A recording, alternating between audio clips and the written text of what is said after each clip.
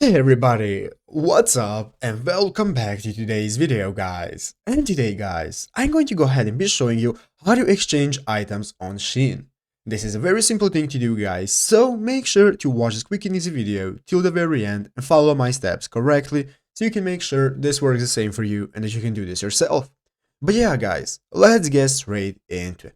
So guys, the first thing you want to do is go ahead and open up the official Shein application on your mobile phone if you haven't already. And after opening up the application guys, and going ahead and logging into your account, you will be greeted by this main page right here, which is the home page of the store where you can go ahead and see all the items that you can purchase. So if you look at the bottom of the screen, you can see all the sections that you can access, such as the shop section right here. Here you can access the category, you have the new section, cart, me, and so on. So guys, now let's say we have ordered an item that we have gotten on Shein, but now we want to go ahead and exchange it for something else or maybe return it and so on. Well guys, this is how to do it.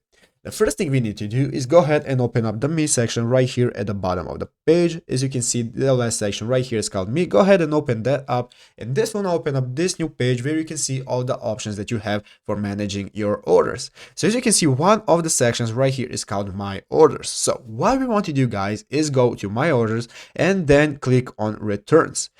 So guys, go ahead and click on Returns, and now you can see all the orders that you have. So here are the return section. You want to go ahead to all orders, or maybe even shipped or review or something else if you have already gotten your item, but your order that you had will appear right here. So what you want to do guys, go ahead and find your order right here. I currently have none, so I can't show you, but there is going to go ahead and appear a button that says to return the item, and after that guys, you're going to go ahead and be able to return it, and you can give them a message that you want to exchange it for something else or something similar.